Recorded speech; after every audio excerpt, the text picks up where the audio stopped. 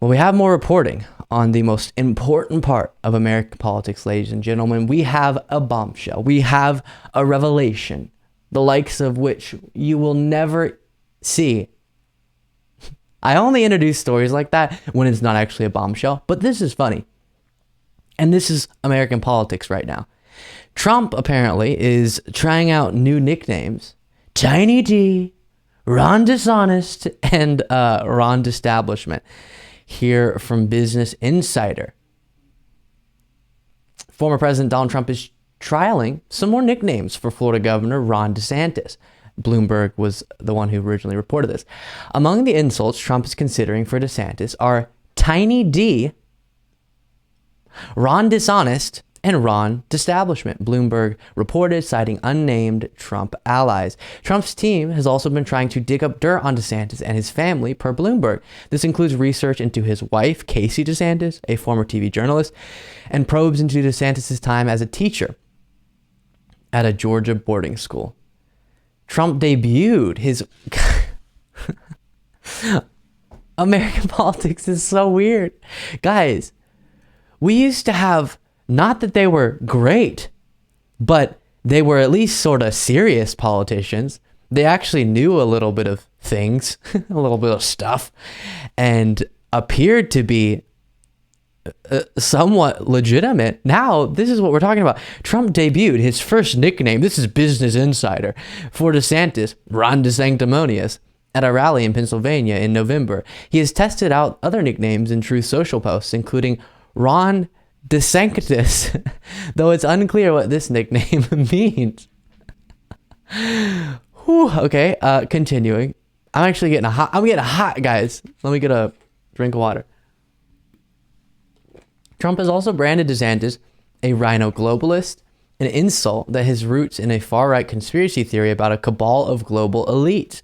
However, Trump refuted a February 12th report from the New York Times that said he was considering the nickname Meatball Ron for DeSantis. I will never call Ron DeSanctimonious Meatball Ron, as the fake news is insisting I will, Trump wrote on Truth Social on February 18th. Trump added that he thought it would be totally inappropriate to use the word meatball as a moniker for Ron. Well, I gotta say, Meatball Ron is hilarious. Some of the others are silly, but Tiny D, that's strange. And you can tell here, Brian Kilmeade on Fox and Friends, still trying to run some defense for Trump while also praising DeSantis, is trying to comprehend the Tiny D name. If he ran in New Hampshire, he's so popular as a governor, I imagine he would win New Hampshire. It's a good reason to run. Yeah, I'll tell you what, he's extremely personable. He's a strong candidate. Donald Trump is trying to vilify Jeb Bush and Paul Ryan. He says they're the portion of the party that he's trying to link Ron DeSantis to. He's also working on nickname Ron Dishonest, Ron De-Establishment, or Tiny D. I don't know. I mean, people are uncomfortable. It's hard to label somebody who's so similar to him with a nickname. It makes it...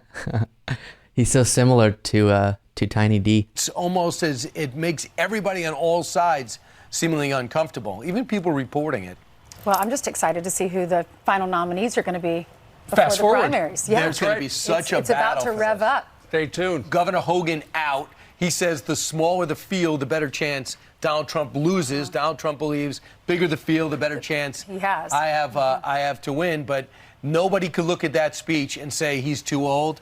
That's Donald Trump. I mean, Donald Trump was able to chronicle everything. Okay. A message to Fox News. Whenever you build your brand around just being a propaganda wing of the Republican Party, just being fully on board with doing whatever you can for the GOP, but then it became specifically Trump, and then now, of course, expanding to DeSantis and softening a little bit their aggressive support for Trump, but still, as you saw there, moving to compliments. When you do that, you create a world where you are actually participating in the mushing of the brains of millions of people, where they start thinking that Trump is reasonable. They start believing the lies of Trump because of the step-by-step process that took place, walking them in the direction of Bunkersville. So don't complain later, because I know they hate that they have to still run cover for individuals like Trump. That's why they're pushing DeSantis so hard, even though it doesn't seem like the MAGA base is actually getting on board with that as much as they are hoping. You might have seen the on-the-ground little event Fox and Friends was doing where they were going around a diner, and Brian Kilmeade was just trying to find someone to say they like DeSantis, and then he finds someone with a Ron DeSantis shirt on, and she still goes, Trump or DeSantis? I don't know. And they really want DeSantis because they hate having to bend themselves into absolute unimaginable pretzels to defend Trump and to pretend that he is serious and legitimate and honest and all these different things. And I don't want them to complain that now they have to exist in Bunkersville whenever they walked their whole audience all the way there over the last however many years. It didn't start with Trump. We had to get to a place where people would buy into the message of Trump, and the lies of someone like Trump, and Fox News played a big role in that. And so now if you watch Fox and Friends, guys, which I don't suggest it, but sometimes for the show I have to catch bits of it, it is so cringy and uncomfortable because they just can't quite interact anymore with the news in a way that makes sense, because they're trying to push the normal narrative they do where their audience likes it, but also getting away a little bit because it's really hurting them in different ways. And it's all very uncomfortable. And that's what happens whenever you allow for someone like Trump to be so successful by being a propagandist or a group of propagandists for him. And so now they're having to report and pretend they're serious news people on the fact that, and not call it out like I'm doing. Obviously I'm reporting too, but, or talking about, but they have to talk about the Tiny D story and still pretend Trump is serious. They have to do that with a straight face and then move on to how incredible his CPAC speech was. That's what they have to do because that's what the audience wants. Interesting. Tiny D, Ron establishment, this is making some people uncomfortable, but now let's talk about how incredible Trump is with the CPAC speech.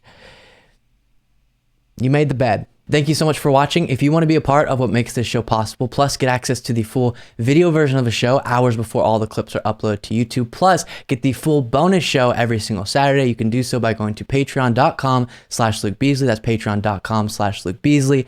Link in the description.